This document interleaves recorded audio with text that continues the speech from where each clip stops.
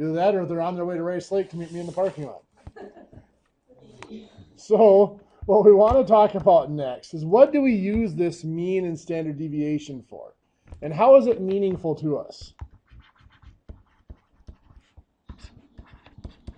Now remember, we mentioned that in a good set of data, in a normally distributed set of data, the mean and the median should be the same number.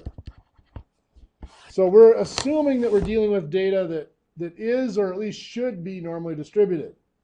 Remember, when we have a small amount of numbers, like even 20 or 30, it might not look like it's normally distributed, but if we had enough numbers, it should. And generally the key there is you get above 30 numbers and you can start to see that it is normally distributed. So anyway, what we're going to do is we're going to draw out this bell curve. And I'm kind of stretching it out just to give myself room to work with it. Pretend that looks like a bell curve.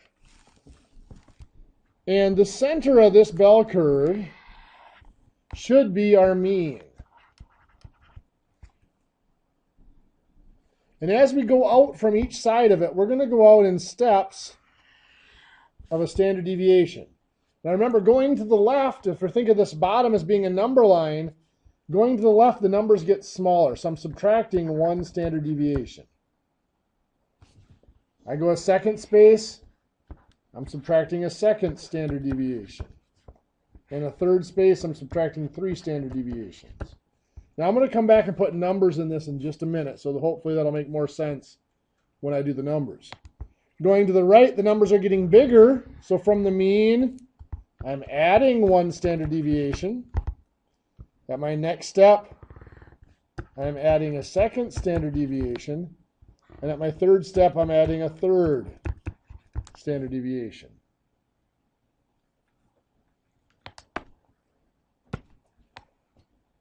Between these standard deviations, there are set percents. Now, the numbers I'm going to give you are a little bit different than the numbers the book gives you. On the test, you can use either one. I'm used to using the approximate, what's called the empirical rule. The textbook uses something called the exact empirical rule, and the numbers are just off by a couple of tenths of a percent. But what I'm going to put in here is I'm going to put in here 34% here and here. These percents are permanent. They do not change. For any set of data, we would expect 30% of the numbers to be between the mean and 1 standard deviation below the mean. We would expect another 34% to be between the mean and 1 standard deviation above the mean.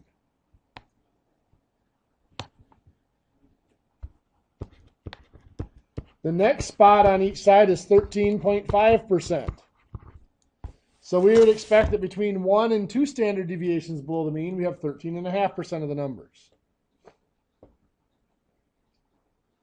And next we would have 2.35% on each side. And finally,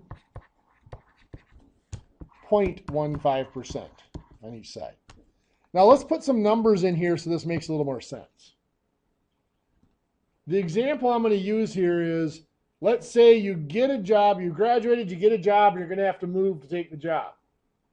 So you're looking at houses. You're going to look for a 3-bedroom, 2-bathroom house.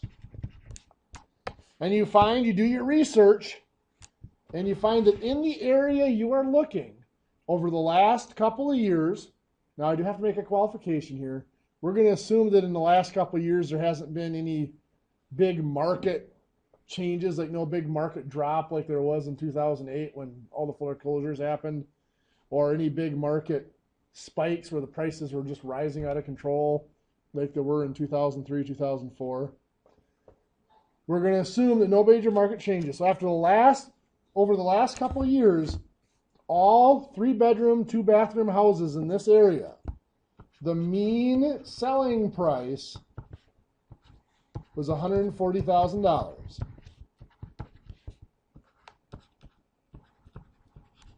With a standard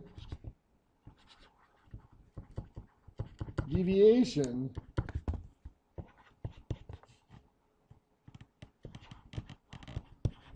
$25,000.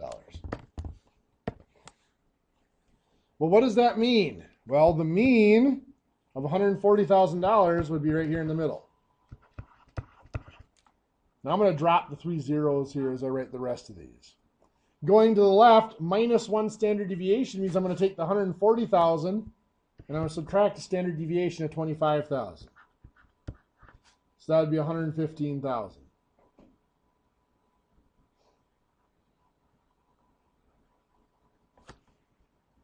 Minus 2 standard deviations means I subtract that standard deviation again. So that's going to be 90,000. And minus 3 standard deviations means I subtract it again. So 90 minus 25 is $65,000. Now going back to the middle, the mean here of 140,000. If I go the other way, the number should be getting bigger, so I should be adding the standard deviation. So 140,000 minus 25,000 is $165,000. If I add another 25,000, that should be $190,000.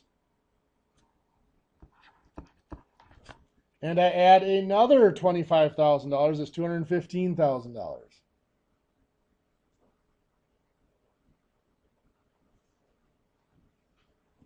So now let's say you find a house that's 3 bedroom, 2 bath that you just absolutely love.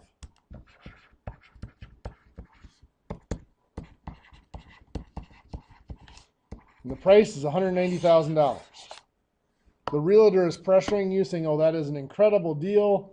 It's a beautiful house. It's not going to be on the market long. You better put in an offer now or it's going to be gone. Well, what does all this information tell you? $190,000 is right here. That's this spot right there. So if I go in this direction, these are the numbers that are smaller than $190,000. If I add those up, I get 97.5%. So what that's telling you is that 97.5% of all 3 bedroom, 2 bathroom houses that sold in that area in the last couple of years were cheaper than the one you're looking at. So what does that tell you about your chances of finding a house that's cheaper that you really like, that you still like? Probably a pretty good chance, right?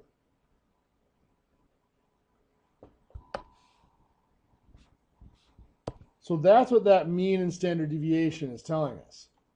You know, on this curve, I could ask, what percent of houses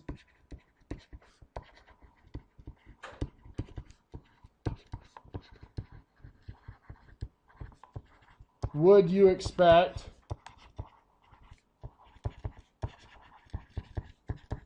to sell for, oops,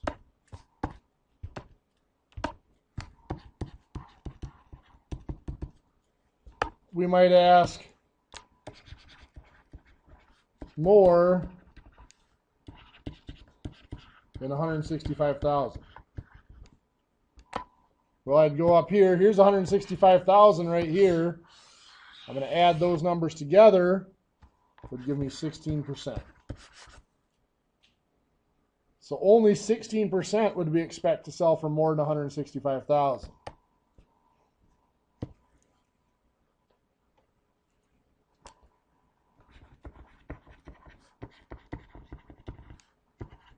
Less than 90,000.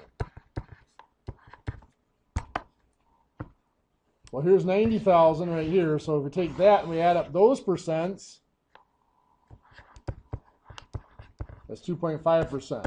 We'd expect only 2.5% of the houses to sell for less than 90,000.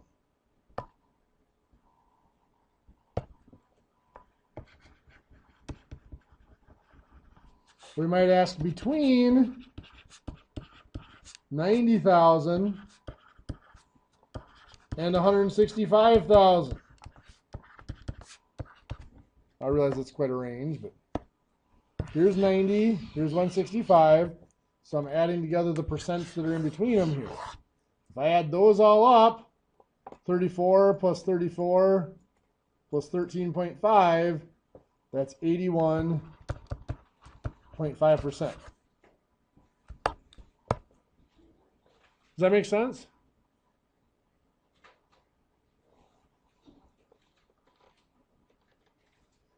Okay, so that's one application this could be used for. Now, like I said, this bell curve and these percents within the bell curve are always the same. Those are a constant. What changes are these numbers on bottom, because the mean and the standard deviation changes depending on what set of numbers we're looking at. Let me give you another example. Let's say you are offered a job.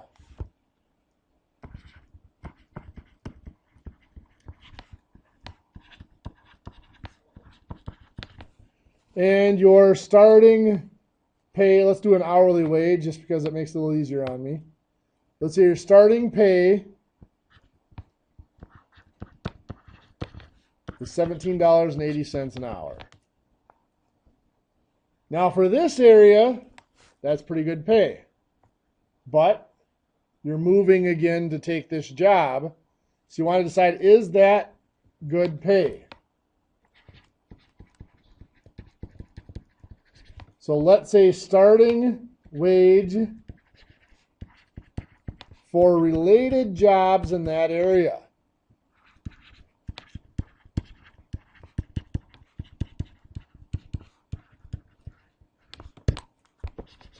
Has a mean of $16.60 an hour. And a standard deviation of $1.20 an hour.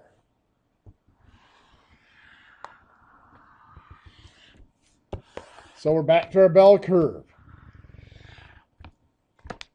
What is this center number going to be?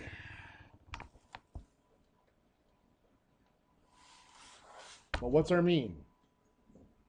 1660. That center number is always the mean. As we move to the left, what do? We subtract standard deviation. Good. So 1660 minus $1.20 is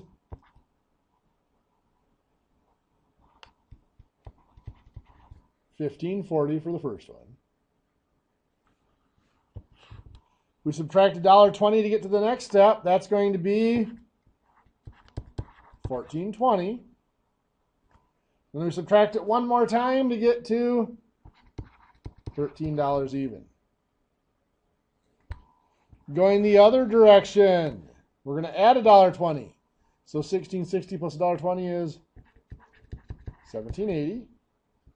Adding it again gives us $19. And one more time, $20.20, right? Or, yeah, $20.20. Yep. Okay, now the percents do not change. This is 34% here and here. This is 13.5% here and here. This is 2.35% here and here. And this is 0.15% here and here.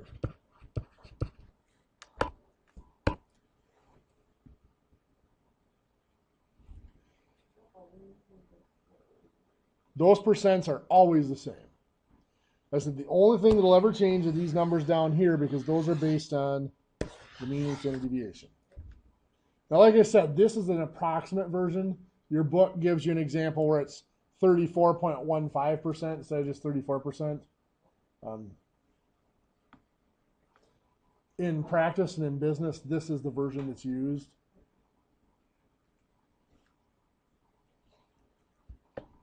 So now let's look. Your starting wage that you were offered was $17.80. That's right here. If you're looking at that, what does that tell you about your starting wage that you've been offered? Well, if you were to add up these percents down here, that's 84%. which means your starting wage of $17.80 is better than 84% of the starting wages in that field, in that area. So that's a pretty good starting offer.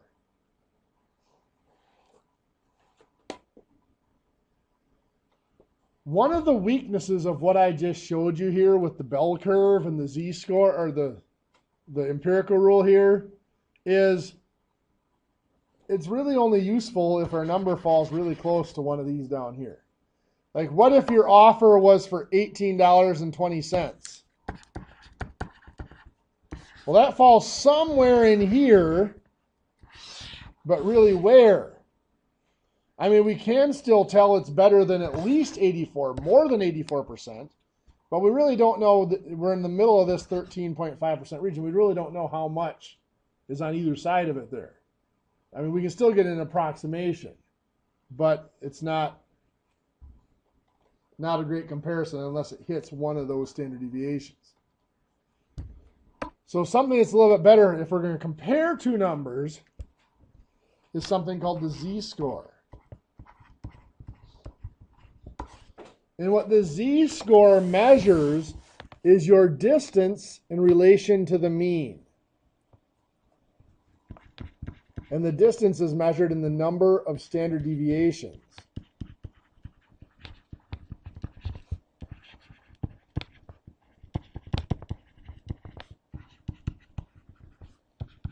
From the mean.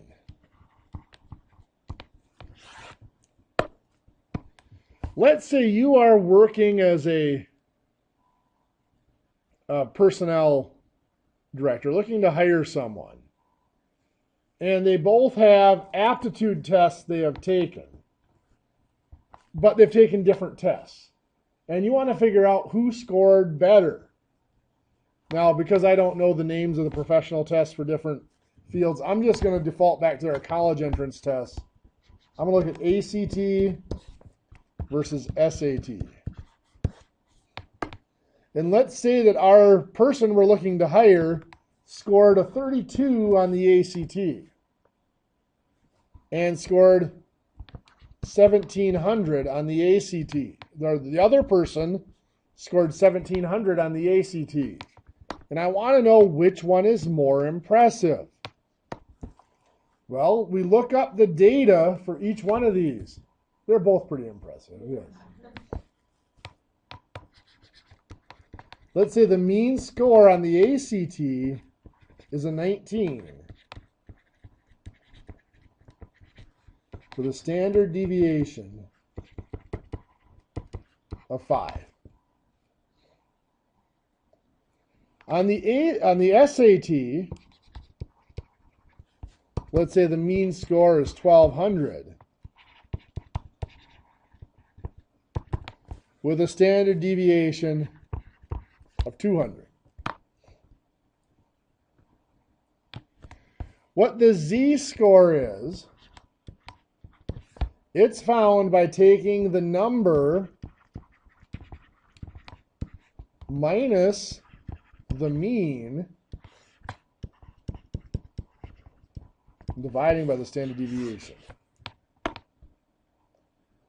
So for our person who took the ACT, their score was 32. We're going to subtract the mean of 19, and we will divide by that standard deviation of 5. Well, 32 minus 19 is 13. 13 divided by 5 is a 2.6. What that is saying is that person scored 2.6 standard deviations above the mean for that test. Now let's look at our SAT person. To find their z-score, we take their score of 1,700. We'll subtract the mean of 1,200. And we'll divide by the standard deviation of 200. Well, 1,700 minus 1,200 is 500. We divide by that standard deviation of 200, gives us 2.5. That person scored 2.5 standard deviations above the mean. And while that's still impressive, this person has the more impressive score. That's a higher score. So what the standard deviation allows us to do, or what the z-score allows us to do, is to take two values that are from totally different populations and compare them by relating each of them back to their own population. An example I like to use, let's say you're a manager for a department store. So you have several different departments that you're viewing, and you need to get rid of a salesperson. And you've got it narrowed down to 2 salespeople. You decide that the next week, whoever has the lowest sales is out the door. A little cold, huh? One person works in toys. The other person works in electronics. Let's say the person in toys sells $1,800 worth in that week. The person in electronics sells $3,100 worth that week. Does that mean our toy person is gone?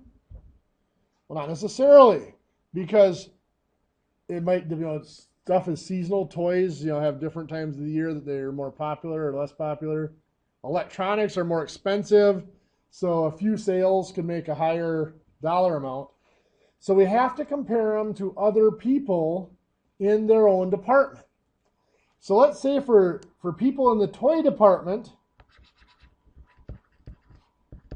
the mean sales for that week was $2,700.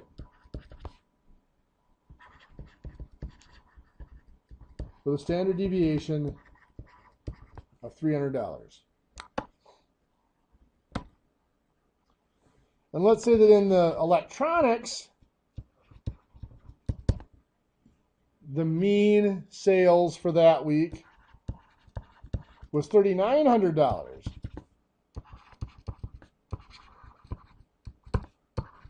With a standard deviation of $250.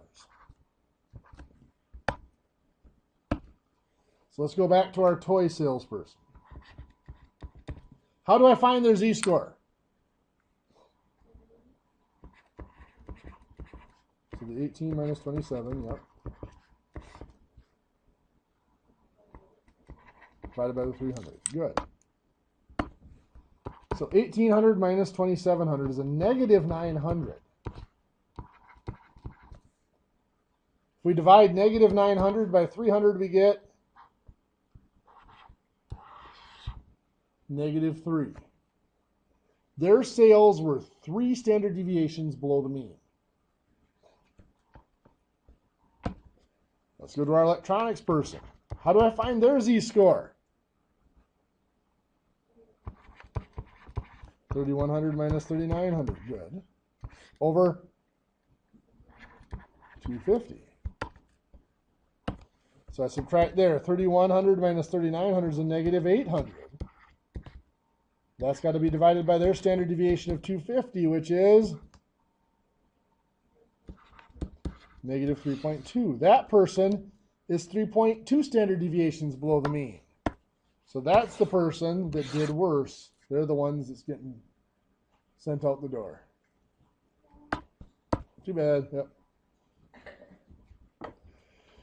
So the z-score and empirical rule are very similar tools. They both involve that mean and standard deviation to judge numbers. The empirical rule is to compare a single number back to its population and come up with percents that are smaller or larger or between values.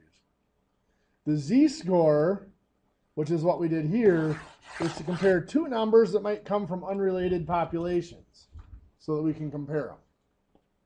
Now, you might look at the cost of an MRI in one area compared to another and comparing it back to the mean annual cost of medical care in that area or whatever, to see if MRIs are more expensive compared to standard of living in one area versus another.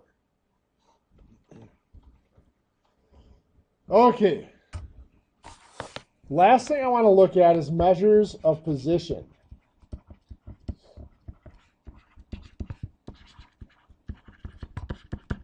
And the only measure of position that I'm going to talk about for this course is a percentile. You hear the term percentile all the time. If you have kids, or if you remember taking tests in high school, you may have been told, you scored in the 87th percentile, or their height is in the 68th percentile, or whatever they're stacking up. The percentile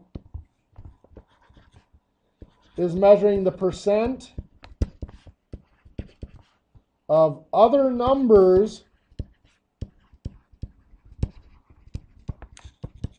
in the list, in the set, that are smaller than a selected number.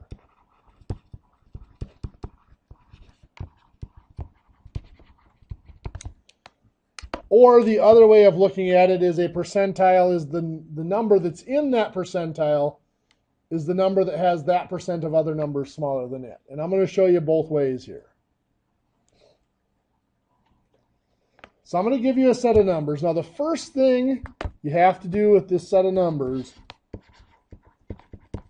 just like with the median, is you have to put them in order. I am going to give you these numbers in order from smallest to largest.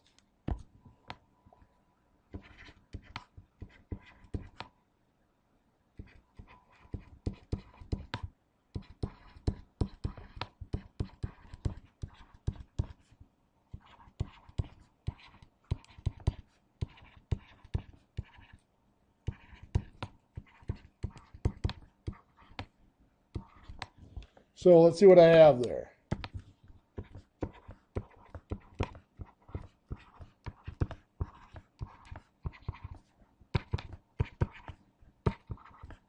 That'll work. 14 numbers will work. So the first thing I'm going to do is find a number that's in a given percentile. So what I might ask is find the 30th percentile. To do this, we find the position just like we did the position of the median. Only now it's n times the percentile. So here n equals what in this data set? 14. The percentile is 30, so it's going to be 0.3 or 0.30. 14 times 0.30 is 4.2. Just like with the median, if it is a decimal, even though it's 4.2, round up. So that is telling me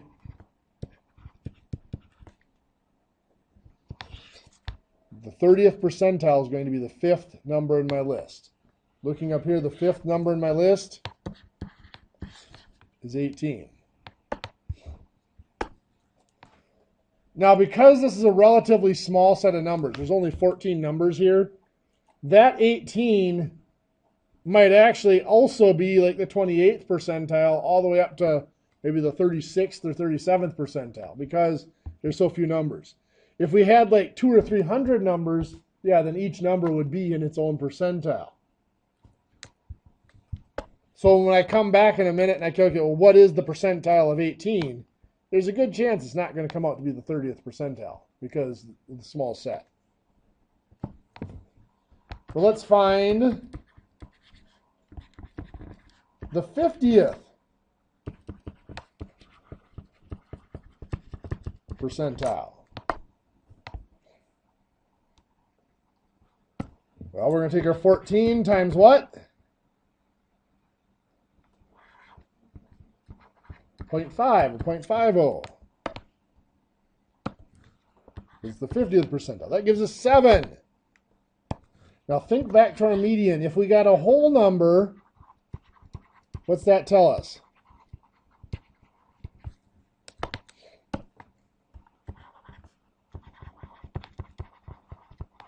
Getting a whole number of 7 tells us it's between the 7th and 8th numbers.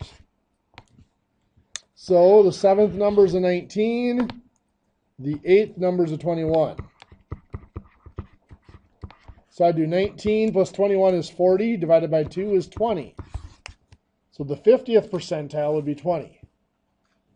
And by the way, if you look at this, that's exactly the same way we found the median. The 50th percentile is the median.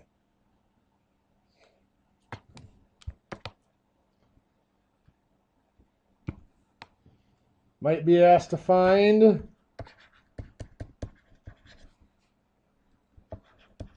the 70th percentile. So again, I'm going to take 14, which is n, times 0.70 for 70%, which gives me, what, 9.8, I believe? If that's a decimal, what do? Round up. So that's telling us it is the 10th number in the list, which is 27.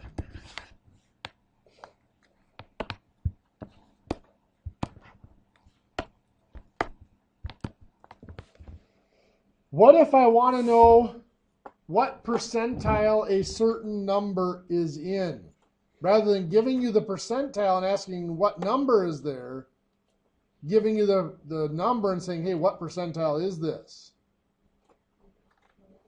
So I'm just recopying my list. The formula is the percentile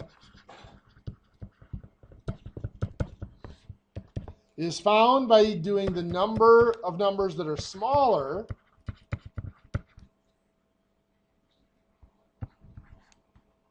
plus half of the numbers that are equal to that value divided by n. We might be asked,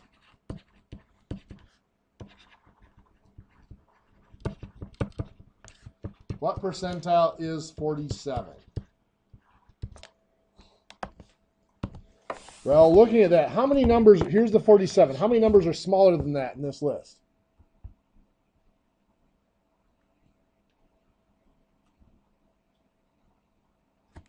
$12 of them. Good. Plus 1/2 times, how many numbers in this list are equal to 47? There's only one 47, right? There's just one. And of course, n is going to be 14. So what we're doing here, 1/2 times 1 is just 1/2. So 12 plus 1/2 is 12.5 divided by 14, which is going to give us 0.8 92857142857. So 0.928, which is going to round. I have to move my decimal point, so it'd be 89.28. So we'll call that the 89th percentile. So 47 is in the 89th percentile.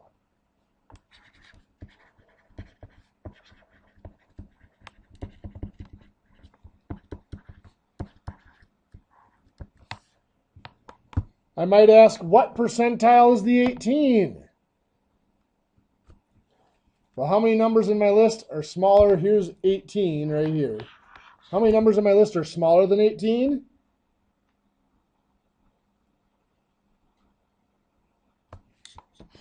There's 4 of them. Plus 1/2 times, how many numbers in the list are equal to 18? 2 of them. Good. Divided by 14. So 1/2 times 2 is 1. So 4 plus 1 gives us 5. 5 divided by 14 is 0.3571428. 5, right? Okay. So we move that decimal point over. 35.7, so I'm going to call that the 36th percentile. What if I ask for a number that's not in the list? Like I might ask, what percentile is 25?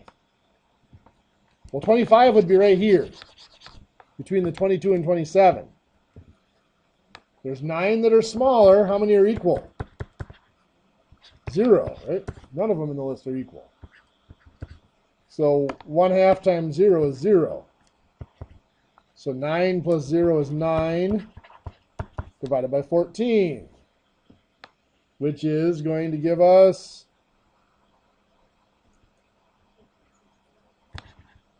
0.6.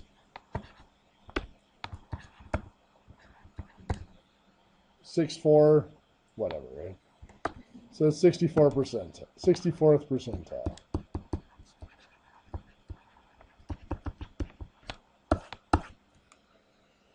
What do you think? Not so bad? 642,857. Just so you know. Okay. Sorry. I'll be here. There are a lot of pages that this information is spread out over. And I apologize for that. But that's the problem of having to cram the whole unit into one lecture here. Page 321, 1 through 7. Page 326 through 330. 1 through 10. Page 339 through 340. 1 through 9. Page 347 through 348. 1 through 9. Page 353 through 354. 1 through 7. Page 357 through 358. 1 through 6. Page 359. 1 through 11. And finally, page 363, 1 through 6. As I said, I realize it's a lot of pages, but we did cram through a lot of material today. Like I said, next week, usually the test, I write it, it's about 7 or 8 questions. A couple of the questions might have 3 or 4 parts. Like if I do a bell curve empirical rule, I might ask you, once you've drawn out the bell curve, I might ask you 3, 4, 5 questions about it just because you went through the effort of drawing it. Make it worth your time. So next week, yes, all we are going to do in class next week is take the test. I will grade them and get them back to you as soon as I possibly can. Those of you here in Rice Lake, I can probably grade them and hand them back to you before you leave. In New Richmond, I said, as soon as they send them to me, I will grade them and email them back out to you. So if you want to do corrections, you can. Like normally on this test, last year I believe it was like a 96% was the average. So there isn't a lot of need to do corrections, so it won't hurt your grade if you don't do corrections. But that option is still there for you. Okay, you guys have a great week, and we'll see you next Friday. I will send out this test. I'm going to try to send it out by about noon or so on Tuesday, so if you want to take it earlier in the week, you can, because I realize next Friday could get kind of busy for some of you.